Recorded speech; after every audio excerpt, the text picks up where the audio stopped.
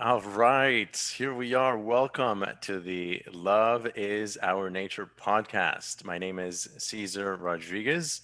I am your host, and I am so delighted to have an amazing guest here today. Her name is Kavisha. Is it Deva Kavisha or Kavisha Deva? So my whole name is Deva Kaveesha, but that's quite a mouthful, so I go with Kaveesha. All right, Kavisha. So let me tell you a little bit about Kavisha. Kavisha is an online coach for breathwork and trauma release who is based in Stockholm, Sweden, in the northern part of Europe. Born in Vienna, she studied business administration at the university and worked for 10 years in the tech industry before finding her calling as a healer and training as a biodynamic breathwork and trauma release system practitioner in 2019.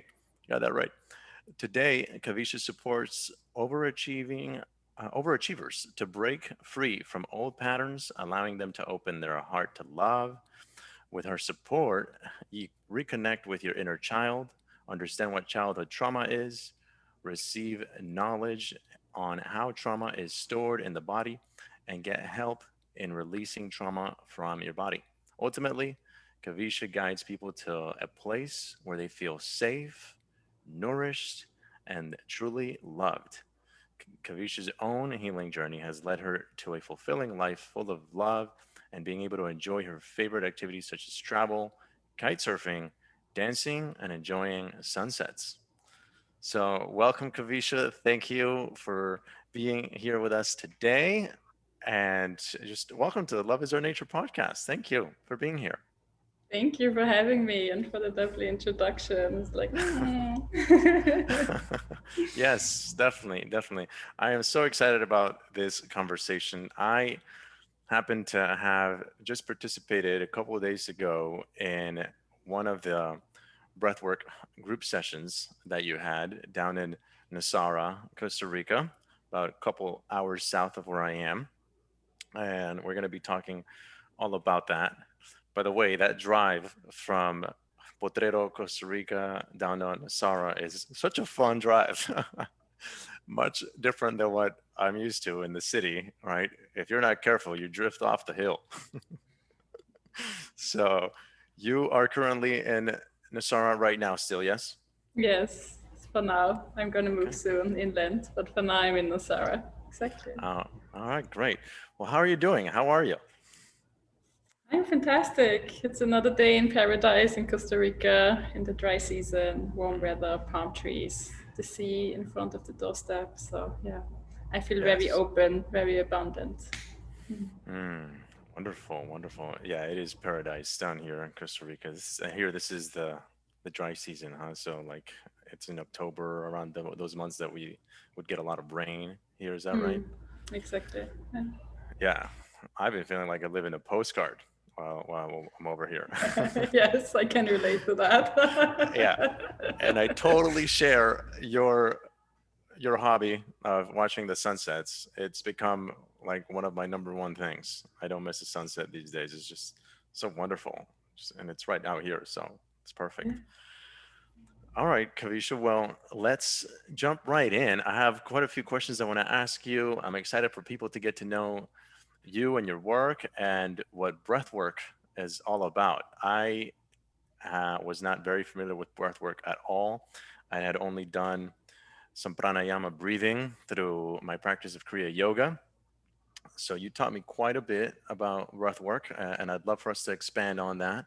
So before that, why don't you share with us how did you come across this line of work? How did you become a breathwork practitioner? Mm. Yeah, it's quite a journey. Where to start? um, yeah, you mentioned in your intro that I used to work in the tech industry. I spent a whole decade working for a multinational tech company, and build up an aspiring life. And I'm quoting that because right now it's not my aspiration, but definitely something society in the Western world is teaching us. I successfully graded in university. I had a stable romantic relationship. I had this thriving corporate career in the tech industry.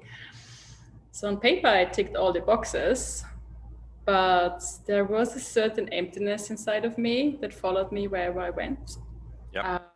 When I was at work, when I went on vacation, when I was out with friends. So it really felt like a missing piece in the puzzle that got lost somehow. And I didn't have a clue where to find it, because actually I didn't have any reason to feel that way, right? I ticked all the boxes. That's what people should do. Yeah, that happens to some of us sometimes, right? Like we achieved what we had understood is what we're supposed to achieve, and there we are, and we're like, something's missing. Exactly. Yeah. And there was this, I constantly felt stressed, and also twice I was really close to a burnout. And I'd been in talking therapy for like 20 years. I'd analyzed my problems from every possible angle, and telling my story, in particular what happened in my childhood, in my teenagehood, gave me a temporary peace. But eventually I found myself back in the same old pattern over and over again, recreating dysfunctional situations and relationships and so forth, right? So it kind of was like, I've been doing that for 20 years now. Like, the support that I'm receiving has its limitations. So I started to explore myself through somatic experiences, including the body. And that's when I could feel in my physical body, in my physicality, that I was numb. I had built this thick wall around my heart to protect me, and I could literally feel it in my body. I could like feel brick by brick, in my chest. And like from that moment onwards, the universe showed me more and more healing opportunities that took a more holistic approach, such as embodiment through dancing, for example, breathwork, plant medicine, tantra. And yeah, my longing to be of service really was triggered when for the first time I felt my essence. With every fiber and cell of my body, I could feel my true self. What With point was that at which because you mentioned a few different practices, and maybe it was like an accumulation of experience after experience, but I'd love to hear maybe if you could recall the point where like there it was. Like Yeah, where was it? absolutely. That's a moment I will never forget. Yeah. It was actually during a retreat called Path of Love. Path of love. Exactly. It's a 7-day personal development retreat where you go on a journey with yourself, within yourself. And my experience there was that day by day, session by session, I peeled off different layers of programming, of conditioning, of expectations that were either put on me by my environment, or I put on myself in order to fit in order to, be safe in the environment I was.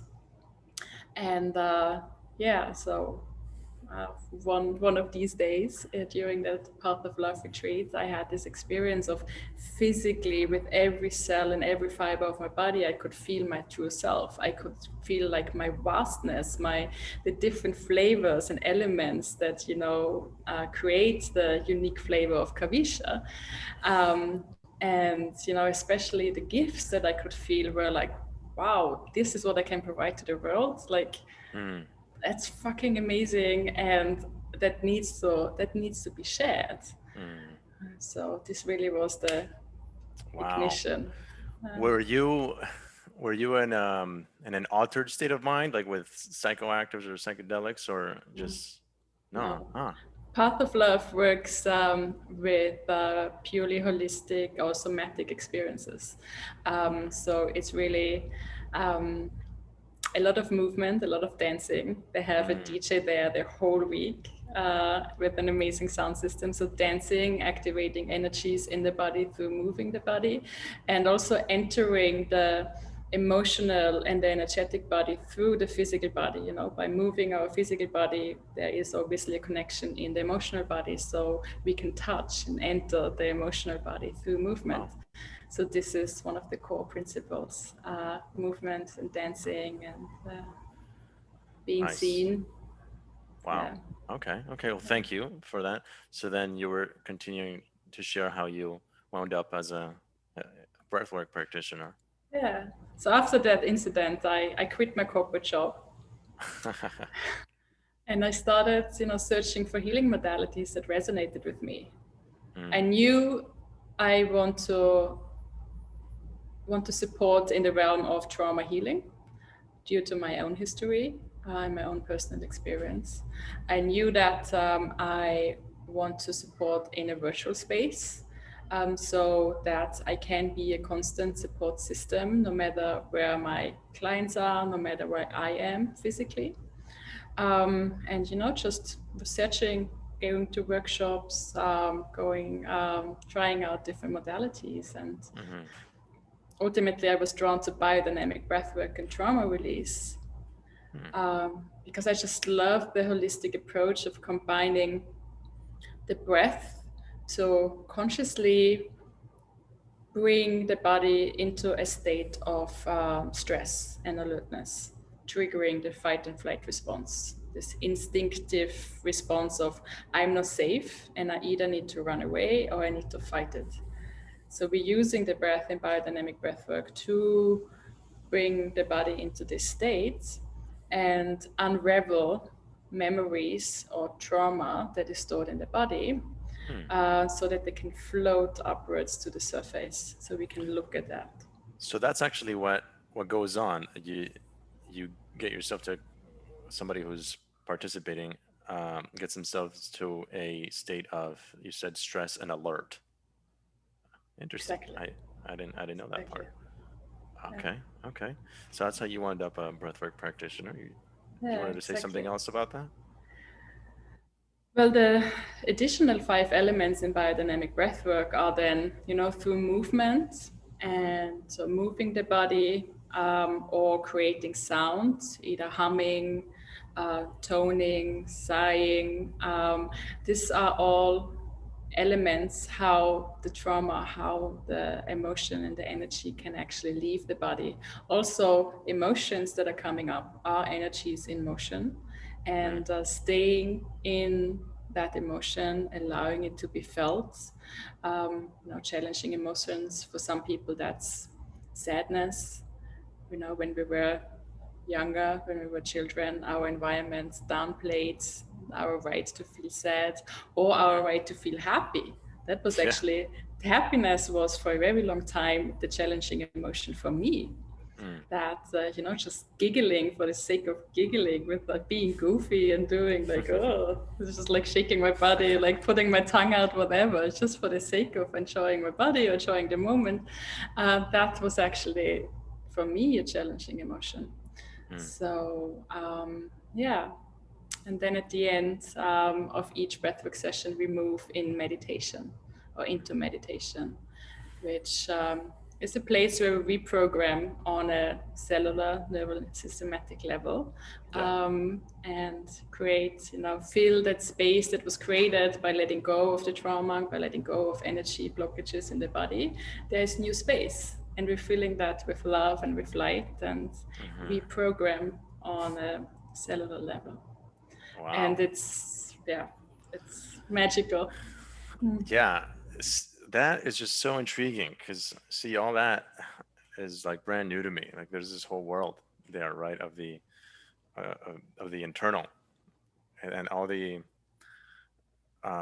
intricacies of it. Like it's quite a complex world. The internal world is what I'm learning, and definitely not stuff that we learn conventionally, right, in gym class.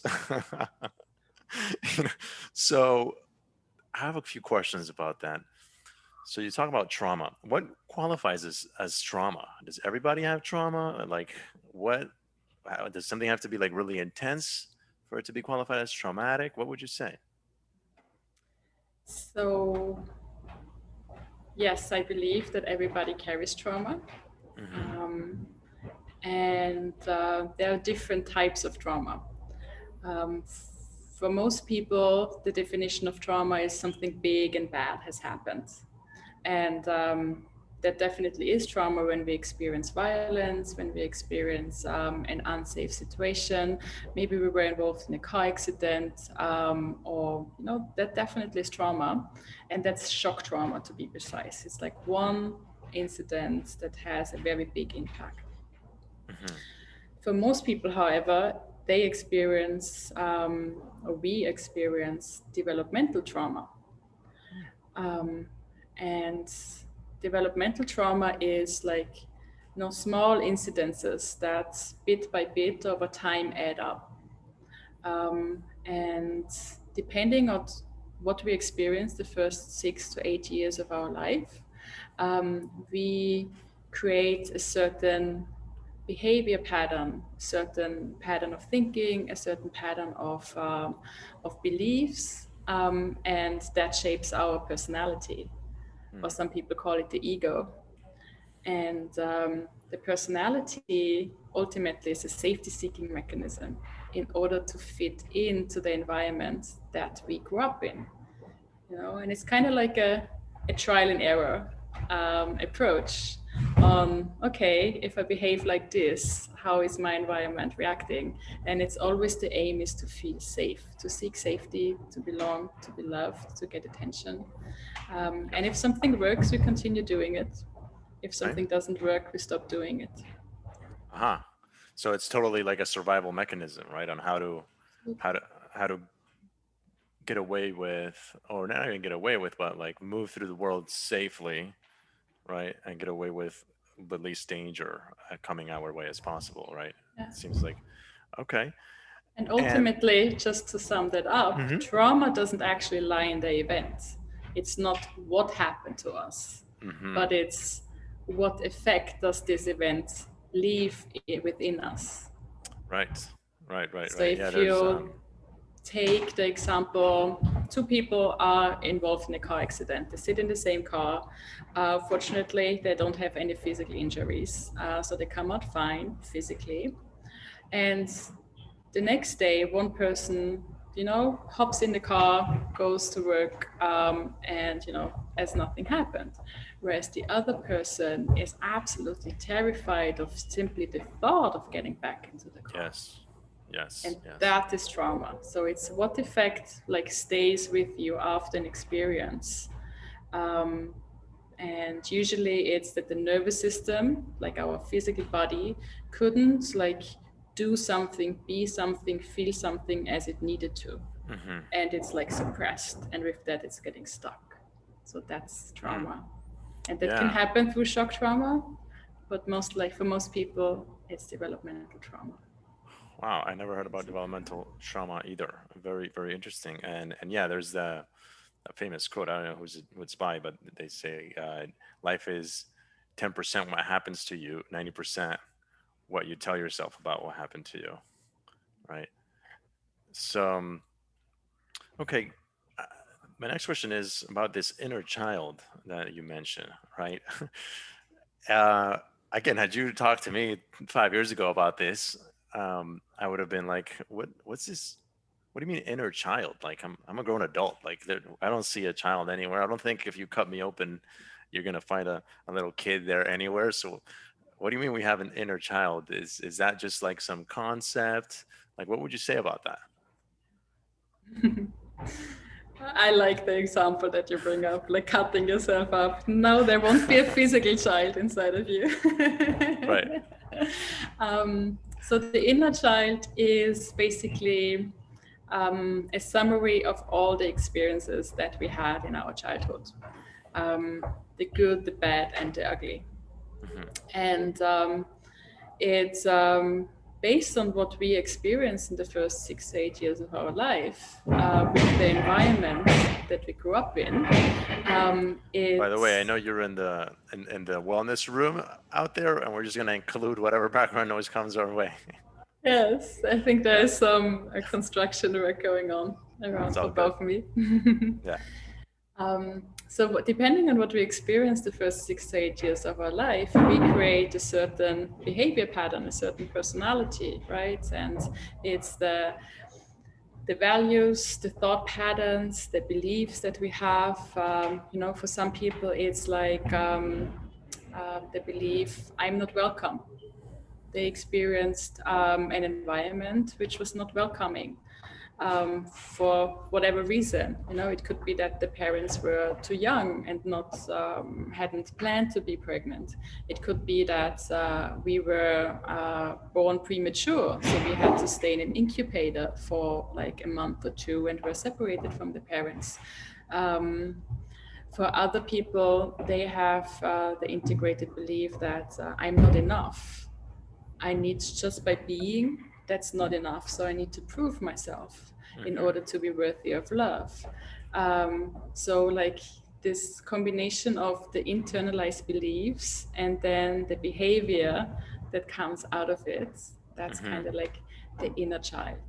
And I very see. often, that's also connected with, emotional wounds that we still carry Hmm. inside of us. Okay. And so I understood everything you said. And why why do we call that the inner child versus just our past?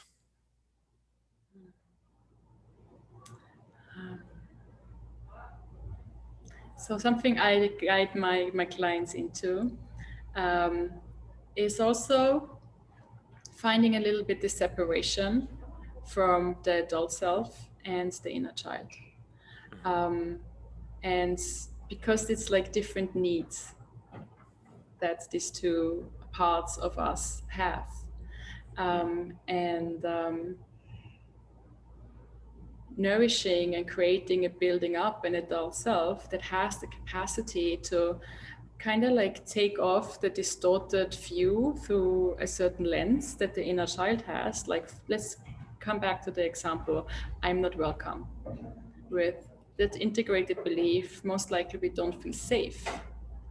So we carry a set of glasses that distorts our perception of reality and sees danger wherever we go. There Hmm. is always a possible threat, there's always a danger. So this is the inner child part behaves based on that worldview. Hmm. So when we, as an adult self, learn to take off these glasses and actually see the situation as it's like the here and now, then we most likely, not most likely, we react in a different way. Hmm. We have more capacity to also think about, okay, what is it that you need in a child? Hmm. What is it that you need? And the adult self has then the capacity to give and fulfill this need to the inner child. Just as our caretakers were supposed to, help us. They were supposed to help us build up these basic primary needs and learn us how to like evaluate what are our needs and how can we fulfill these needs. Hmm. And for many of us, that wasn't the case for one reason or the other, and now as an adult, it's our responsibility to take care of our needs through self-care, self-love, self-responsibility. So this is like Right. this building up and nurturing an adult self and separating it from the inner child. That's great. That's great. And it's just so perfect that we're talking about this. That we'll go into a bit of my journey in this whole healing process in a moment. But one of the what kind of set me off into this journey of inner healing was this moment of discovery that I had an aspect of myself, like a part of myself, that I wasn't taking care of.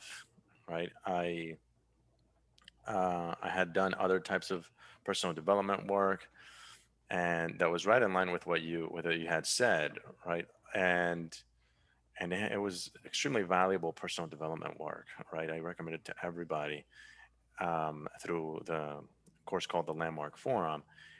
And but what I saw is that wow, yeah, there's an aspect of things that I haven't really addressed because I understood the things that happened to me in my past.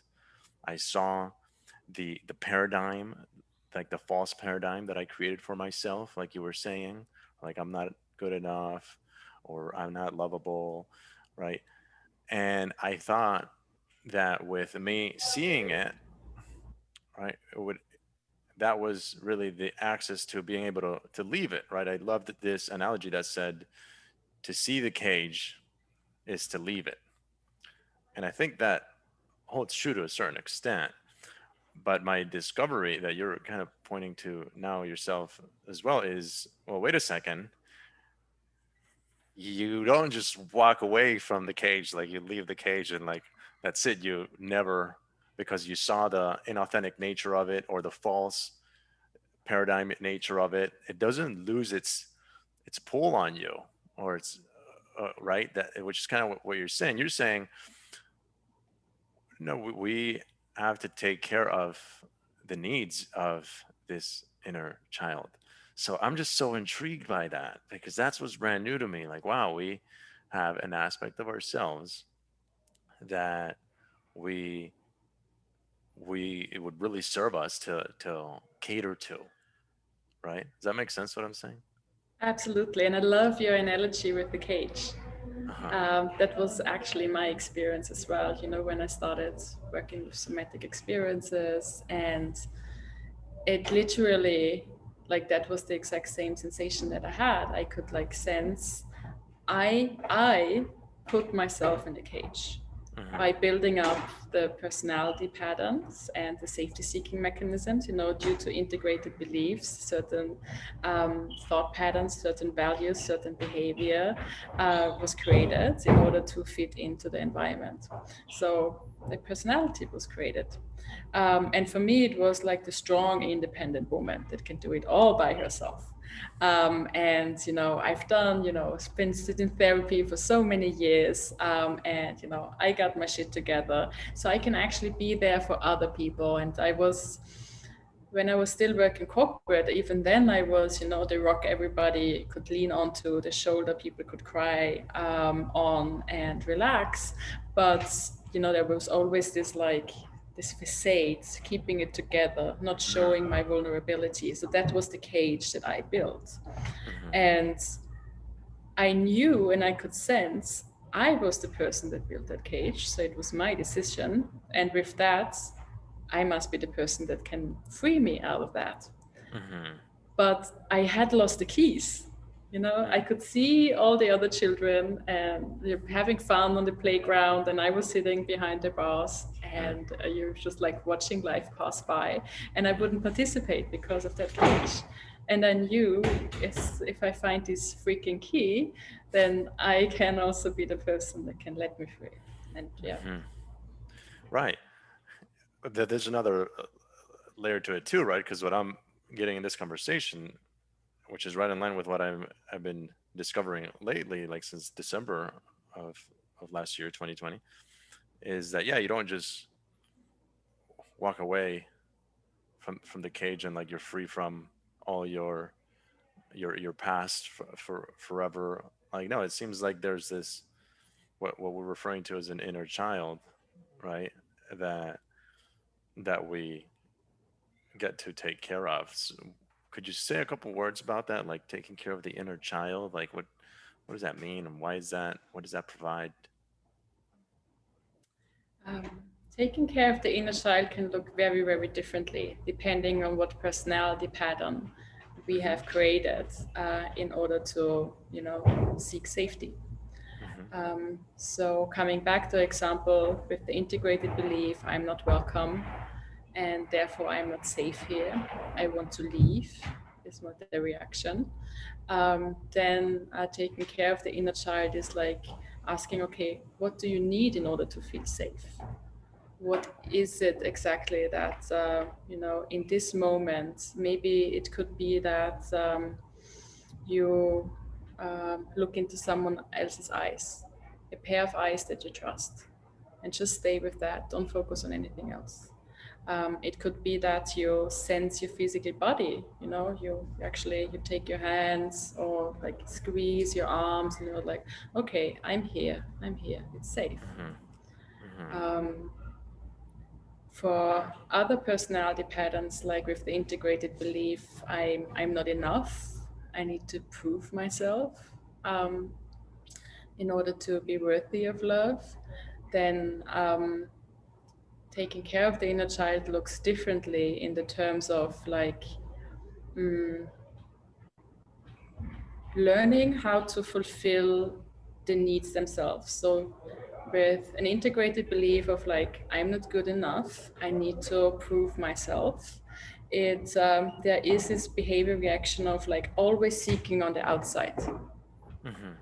in terms of fulfillment. So this is my personality pattern, always seeking on the outside. Firstly, social connections, like am I connected with this person, making sure that I'm part of the group. But also when it comes to food, for example, when it comes that enjoyment of the food was a way of fulfilling me, Mm-hmm. overeating partly as well. And what else is there? Um, Well, those are actually all really great examples, right? Like, because there's no like one template on like, hey, this is how you take care of the inner child. Everybody has their unique version of it, right? yeah. And uh, and let's go back to breathwork for a second, right? This is my question. I'm pretty sure the answer is no, but I'm going to ask it anyway. So, does you do trauma release through breathwork, right? So, like, does the if one does enough sessions of breathwork, does one get rid of it, so, to the point where you don't have to take care of your inner child anymore because all that is gone? So, what we let go of in biodynamic breathwork and trauma release is the effect that the events that we experienced in the past has on us now. Hmm. So this is coming back to the definition of trauma. It's not the event that is trauma; it is the effect that it is left with us. So we're letting go of that effect, and with that we create space, which can be reprogrammed, and we're taking off the glasses of the distorted view of the Hmm. world, and our inner child is still there. The difference is that we're not acting anymore out of the wounded child.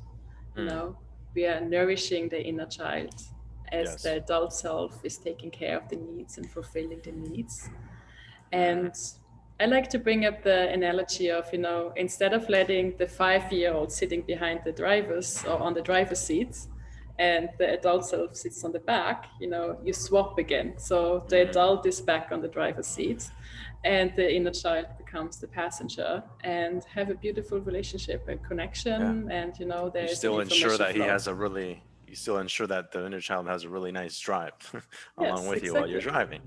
Exactly. That's great. That's awesome. All right. Well, let's talk about Wednesday, right? There I was with you, right, in this wonderful event. Um, and and yeah, it was a pretty intimate setting, right? We're actually upstairs from where you are right now. Yes. And I walked in and everything was perfectly set up. You had you had 5 mattresses laying there, right? One for each person. And so I'm just gonna go through what I experienced, and I'd love to hear Yes, what I'd you love to what you have to. hear. Yeah, for sure. Um, yeah, so I went in like with no expectations, which is kind of how I've been doing this whole thing. Like my whole spiritual journey has been like the best analogy I think of is Dora the Explorer. you know, I'm just out exploring, right? And it's led me to so many amazing places, and it's been the source of so much joy in my life.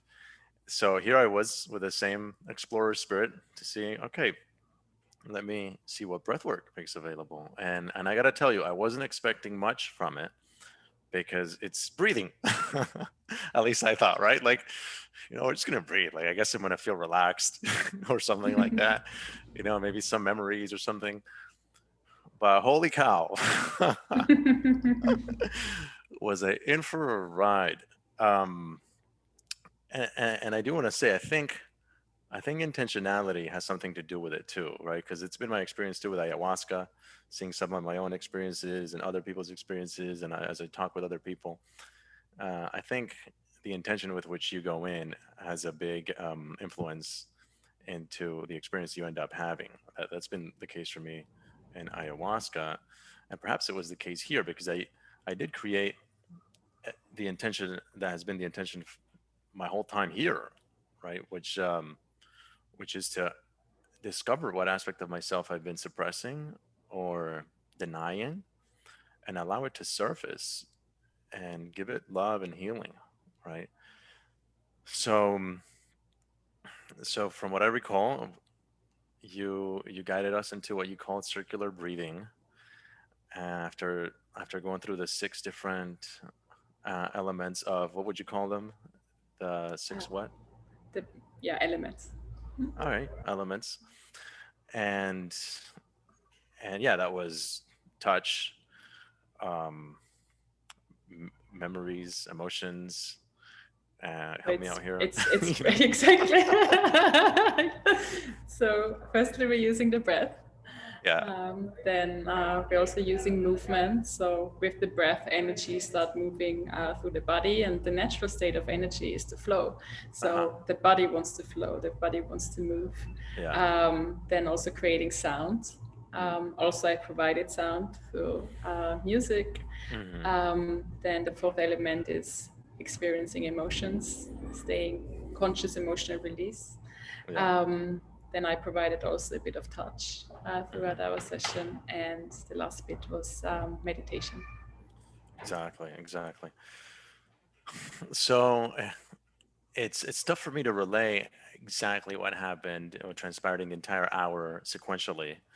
So I'm gonna just recap it in the best way I can. And there's that point when we breathe in and out quite a bit that we start to get like a little bit dizzy, right? And the good thing is if you're on a mattress or laying down, like it's okay. You can actually keep going. And and at one point, my body started getting a little bit stiff. Like I could feel like certain parts of my body like vibrating, right? And then in some places more than others. And you said to look out for your body sensations, right? So I started looking to see where I'd feel body sensations, and I had a few, quite a few places, and my hands got pretty stiff. Uh, and at one point, I was able to you called it the resource, right? There's an aspect of our body that becomes like the resource, uh, like where we get connect most to energy. So I put my hand where I felt that. At this point, my shirt is off, and I what it became present for me, it was for a second I did experience like the 4-year-old version, right, of let's call it my inner child, right, like this paradigm of I'm not lovable, right, and and but then what started surfacing, well, before that, at one point I touched with my right hand, I touched my forehead like very gently because my hand was still having I was still having a hard time moving, and with my thumb I touched my forehead, and it felt like the most beautiful thing I ever touched. I didn't know what was going on, but I never felt my skin be such a beautiful texture. And then I slide back into my hair, and it was like softest, like if I had used the best hair product ever, which I'm barely even using any right now. um, and but everything just felt so beautiful, and I was moved by the very next thing that was there for me was divinity.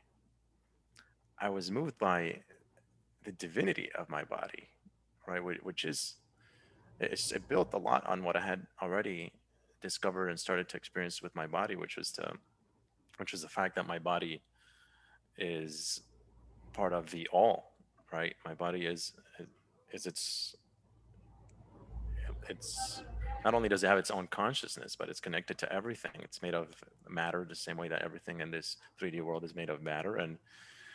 And we see separation with our eyes, right? Like you're separate from me, I'm separate from this computer, right? But there's stuff in between me and the computer and between you and I right now, right? But if we were to look with the right tool, we would see no separation, right? Um, and but anyway, before getting too metaphysical, like what I just got present to like the divinity of my body, and what was right there for me is how I haven't been relating to my body that way, right? Like I haven't been honoring my body as divine. And yeah, to me, right, to Caesar, the human, that even starts to sound a little bit like pompous, like a little bit arrogant, even like, oh, what do you mean divine? Like, who are you to be divine? But like, we're all divine, like this whole thing is divine, right? Um, I mean, if you believe that God created Earth or created the world or created everything, then everything is God, right? Including our bodies. Many traditions say God is omnipresent, right? So it's everywhere. And this tool, this being here called our bodies, is something that we get to intimately connect with very much in our journey here as humans on the planet.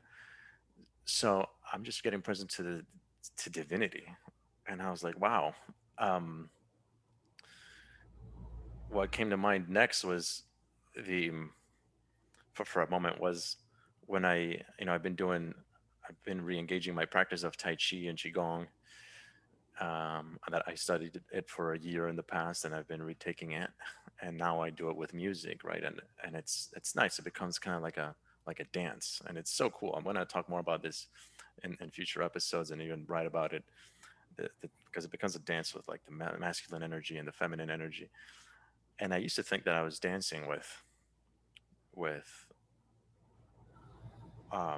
spirit, and the divine feminine when I would do these fluid moves. But what I saw there in that moment is, wait, it's a three-way dance. It's not just me and this spirit, it's also with my body. My body's also participating, obviously. Right. So now it's three of us. And maybe there's a whole lot more of us dancing. But I was just so moved in a way that words don't do it justice to how incredibly beautiful my body is. And what was next there for me is, wow, I haven't honored it that way.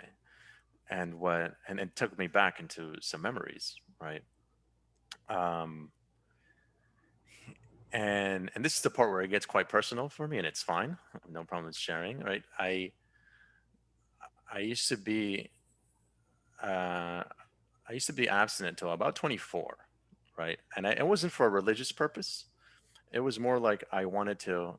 It might have started with a religious purpose, like at 15, right? But very quickly it just became more about me wanting to share something sacred with somebody else. And it's not something that anybody really instilled in me. It was just really something quite genuine for me. And and I didn't have a problem with it, right? Like sure I got teased when I was like 17 in school, like in high school, but I didn't care at that point anymore. I was so used to it. And just I remember in college somebody told me when I was like, "Oh yeah, I'm still a virgin," and a guy was like, "Dude, it's okay. It doesn't matter." Like he was consoling me or something, and I'm like, "Dude, it's quite all right. Like, it's not because of lack of opportunity or anything. It definitely was by choice." So then I was in a relationship, and it wasn't until 2 years into that relationship that we finally connected that way, and we had sexual intercourse, and it was amazing. It was beautiful. This is what started to come up for me because I'm like, wow, at what point did I stop honoring my body that way? And and this was kind of a new conversation as I was laying in that mattress in that room with you, because um, at one point, well, let me keep the story a little bit linear. So what happened at the end of that relationship, um, I definitely didn't handle that relationship well. This was one of my very first relationships, and I caused her a lot of pain. Um, and so we were on and off quite a bit. And towards the end, I had like this righteous view or position, like she should still want to be with me when she was quite done with it at this point. And and when I learned that she slept with somebody else, that for me, well, she told me because I asked her. That for me, like that moment, I remember it so clearly. Like it was like one of the biggest shocks of of my life. And and just in the beginning of this conversation, as you were describing like the nature of the inner child, I started to see how like the way I reacted when she told me that actually resembled what happened like when I was 4 years old, when I gave this girl that I liked in pre-K a paper heart, right? And she said, "Oh, thank you." And then she came back a moment later and she said, "You know what? This heart is garbage." And she threw it and she walked away, right? And I was there, like I don't even remember what happened after that point. I just remembered making that decision, like, okay, it's a bad idea to share my feelings because it's dangerous and it hurts. When this ex-girlfriend of mine, she told me that, like, I took off my glasses and I threw them on the floor. We were in the street. I threw them in the pavement and I dropped on the grass. It was quite dramatic. uh, Looking back, right? Like it was quite dramatic, and I start crying like uncontrollably. This was like 2013. So this started surfacing for me as I was laying there, um, and and I remember thinking like, wow, what was the point of me relating to sex like sacred with her? Like if it's all gonna like be thrown away, like we had created something together, like this sacredness around what sex is, and then and like a container, right? And again, mind you, like there's this righteous aspect of it because I definitely wasn't taking care of her emotionally either. Um, so so then there I am, and I remember after the relationship, I was that's when things started changing for me. I was like, yeah, I guess like what's the point of waiting, right, for sex? What's the point of like abstaining?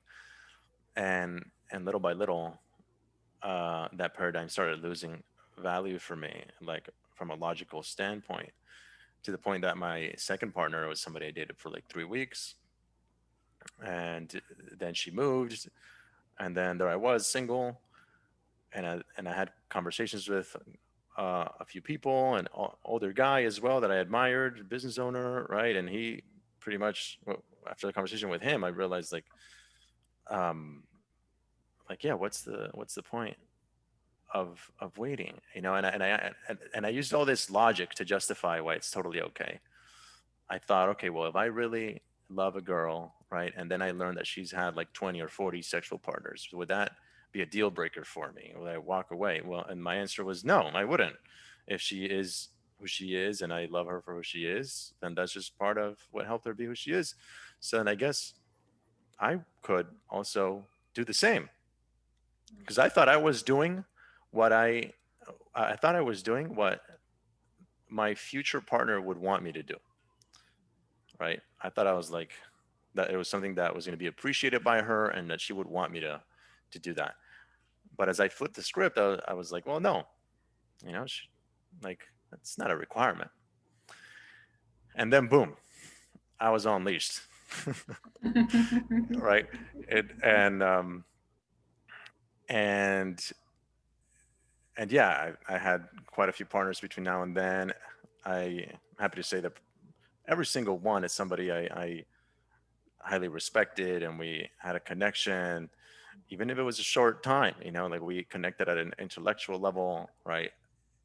But then again, as time went on, it did become like more and more of a transactional thing, to the point where I remember recently talking to one one of my female friends, and telling her, like, you know what, it's so odd. For some reason, I experience like this part of my brain, like there's always like some thought when I'm hanging out with female friends of mine. There's a part of my brain that's plotting, how do I get this girl to go to bed with me? Like it's always just there, kind of like formulating, right? um so all that was surfacing for me in this session, this breathwork session. And then what surfaced was just like the pain from that instant of back in 2013, right, 8 years ago. um and I found that interesting because I thought it was going to be like more like a younger memory, right? But sure enough, that was the change in course of action, right? Where I used to have like this sacred relationship with sex, to then eventually go into then using logic to justify, well, sex can be anything. Sure, it can be sacred, and it can also be for pleasure, right? As long as there's communication and respect, right? And we both mutually consent, then it's like going to a playground, right? We go to a playground, we enjoy, and then we leave the playground, and like life goes on. And I used logic to totally alter the way I was doing life, in the aspect of sex. But at some point, I by the way, all this is still brand new for me, right? It was only a couple of days now since that session, so it's like I'm still unpacking some of it. But that is what I started to see, that I hadn't been honoring my body with that divinity, uh, for as long as I've been an adult, and I haven't been looking for having a partner with whom I share my body honor my body in that same way, right? It's more like, all right, sure, right, and sometimes transactional, and I could see in that moment, I could perceive like my body being a little bit sad about that, right? So funny enough, the as I've started to try to tune in to guidance from the universe, I have seen a couple signs pointing towards abstinence and celibacy. And while I was laying there, I made that promise to my body again. Um, and it wasn't easy, right? Because there's the ego, right? The ego wants pleasure, and it's such a wonderful thing to experience, and right. But then there's something that I remember from way back when, right at the beginning of this of my whole relationship with sex, that was way more enjoyable than any of that type of sex, inside of a context of sharing something sacred, right? And I never used this word before, but yeah, inside the context of divinity. and and not only had I not been honoring my body as divine, I thought I was doing the best. I thought I was honoring my female partners in the best way, but I see now that I also wasn't doing it justice to their bodies, like honoring their bodies as divine. Um, so that's what surfaced for me, and it was quite interesting to, we shared that space with three other people, and I think you were there when the lady next to me, after I shared at the end, what I got from the ceremony, which is similar to what I just said now, and we were all done and we were ready to walk away, turns to me. She's like, "Hey," and I'm like, "Hey." And she grabs my hand, and for a moment she didn't say anything, and I could see she was starting to get emotional. So I just gave her space, right? I just began holding space for whatever her process was in that moment. And after like close to a minute, she like looks at me. She says, "Thank you," right? And I could tell she'd cried a little bit in that moment. And she said, I've never been intimate with anybody because I'm still waiting to be related to or have someone honor my divinity. And it's so uh, refreshing and wonderful to hear another guy say what you said, because I was starting to give up, like, because everything is so casual out there these days. It seems like everything is so casual. Um, and and she's like, and I'm much older than 28. I'm sorry, than 24. She said, right. Um, Obviously for confidentiality, we're not going to say her name. And and I was like, wow, what are the odds that, four people and then the one next to me, this is what she says to me, So for me, it's more of that listening to the universe and getting those reassurances. And I was like, yeah, this is the right way to go. Not like there is a right way or a wrong way, but this is what I'm choosing for me now, and this is what is in most alignment with me. So that that was my experience. I'm excited about rediscovering divinity in in every aspect of my life, including this one. So that's a little bit about my experience, and I know that was a mouthful.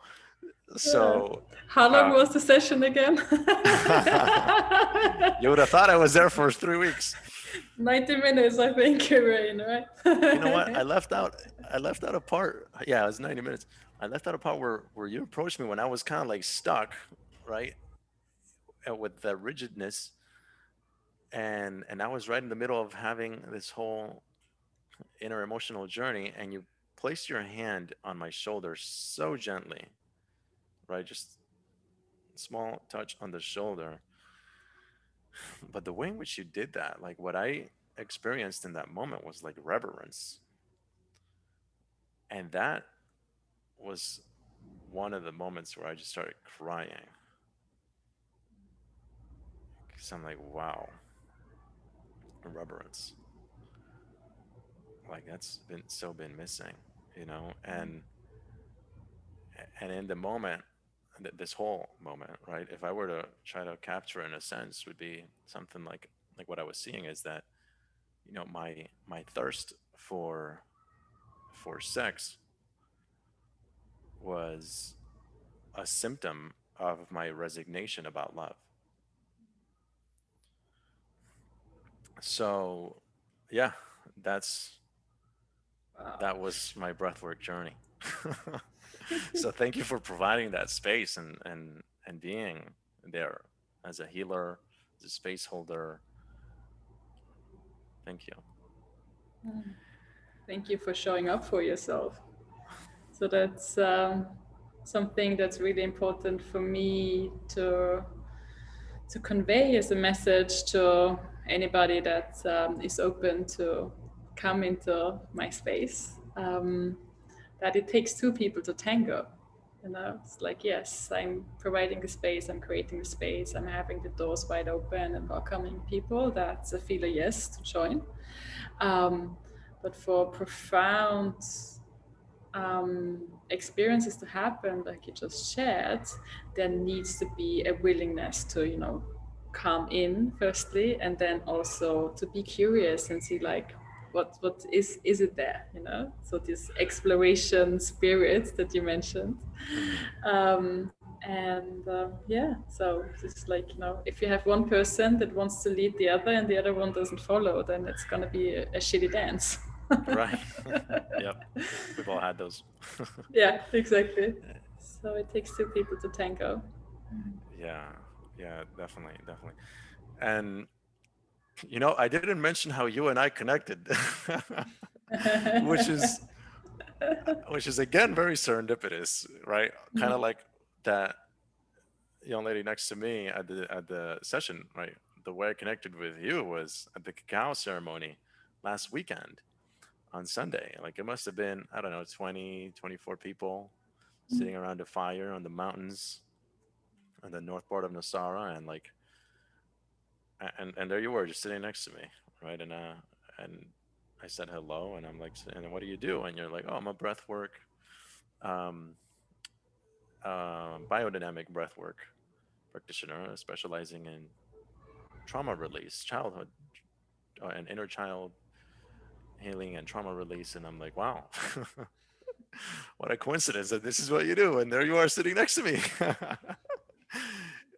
And it's just so amazing to me, like how, I posted about this on social media the other day, like how when you surrender, it's like the universe supports you, right? And your guides, perhaps. That whole concept is also new to me. I'm learning to see what it is to connect to our guides, who are our guides, and how do we communicate with them, right? And so yeah. um Thank you for being here. Thank you for this conversation. um we could take a couple more minutes for you to share whatever you could share about your perspective from your experience of the ceremony, of the I'm sorry, of the session that we shared together. And lastly, for sure, if you'd like to invite people to be in touch with you, I'd love to provide a way that they can do that as well. Absolutely. Firstly, also again, thank you for being so open and to share, what came up for you, what surfaced for you, and being speaking from the heart, very vulnerably. Uh, Mhm. that definitely was also something that touched me in our breathwork session when we opened the circle of sharing, and you really went into that, and I was like, wow, it's so beautiful, it's magical, and unfortunately also rare. Yeah, we are not taught to speak from the heart. We are not taught that vulnerability is actually our biggest strength. And yeah, so thank you. Mhm. My pleasure. And I loved what you shared about, you haven't honored your body, um, and that's really, what I um, was my intention for the breathwork session, as I elaborated at the beginning of the session, learning you a new language, the language of sensations, Hmm. and which is the language our body uses in order to communicate with us. Hmm. Our bodies are constantly 24/7, sending us signals and showing us which part of our body needs awareness, and what's underneath this physical sensation, either on an emotional level or on an energetic level. Um, and yeah, so it was beautiful to see how you as participant, but the whole group really were open to start learning vocabulary of that language, and then also experience it at the same time, right? By Yeah. going through the different parts of the body and just listening in, not trying to come with an attitude of let's change it, let's fix it, Hmm. but coming with again this curiosity of an explorer, and having a look. Our body keeps score of everything that it experiences, everything, Hmm. and especially the situations where the body could not act as it wanted to. It could not do what it wanted to. It could not speak. It could not feel what it needed to feel. So that's stuck in us, Hmm. and it takes so little actually. So little space, yeah. Yeah. Then the body instantly says like, okay, I'm going to show you more, and it's the breadcrumbs that you start following, and it's leading you to magic places, and yeah, it's just Yeah. what I see in my clients, that um, commit to themselves for a period of 10 weeks is really that this armor is let go of. Mm, This cage, as I shared from my story earlier, that I had built. If you mm-hmm, put it on a physical plane, it's energetic blockages and armor that can show itself into intention. So that's for most people they experience like something is constricted, blocked, or locked. And over a period of 10 weeks, we really let go of that step by step. Also, we are looking into specific regions of the body. There are 7 belts of tension that our body holds. So over a period of 10 weeks, we look in different regions and have different practices and let the body lead the way. So often we push through life. mm-hmm. We go, go, go, do, and the body has to follow. Or That's one we, thing that you said at the beginning of the ceremony that so stuck with me. You were like, you said, welcome, right? I invite you to have this time be a time where, you get off the driver's seat, right, and you let your body have the driver's seat, right? exactly. Let your body do whatever it wants to do, because we're always making demands on our bodies and making our bodies do whatever we want them to do. So allow this time to have your body be the one in command here and allow whatever it wants to allow. So that's just so beautiful. Uh, so, Yeah. hmm. All So right. Amazing. for anybody that is interested to go on the journey and let the Mm-hmm. body be in the driver's seat, let go of the armor, um, I invite you to join my free Facebook group. Mm-hmm. We're gonna put the link in the description, Very good. and there you firstly, get to know me, the support that I offer. There are also tons of free resources available for self exploration. And there you also can book a free heart to heart. And we look at where you now, where do you want to go, what's holding you back, and create clarity so that you really can feel into like, is this support a fit? Perfect. Perfect. Yes, thank you for making that invitation. Right. So I told Kavisha at the beginning to definitely tell me what's the best way for people to get in touch with her. So yeah, that is the Facebook group. So it's facebook.com/groups/ heal your inner child and feel truly loved with a period between every single word. And for your convenience, we're going to link that at the bottom for sure. So thank you so much, Kavisha, for being my guest in the podcast today. Such a pleasure having you. This was such an amazing conversation. I know it won't be our last conversation. We'll be in touch, and Definitely. perhaps we'll see you again in the Love is Our Nature podcast. So, Thank you for everyone, having me. Thank oh, you my for pleasure. listening. Mm. Yes, my pleasure. All right. So, in closing, go to loveisournature.com and subscribe to the blog. We will be sending notifications of new episodes there. And you can subscribe to the podcast on iTunes or Apple Podcasts, as it's called now, or Spotify or iHeartRadio, whatever your favorite platform is. And all the episodes are right there in loveisournature.com. Click podcasts. So, Kavisha, thank you.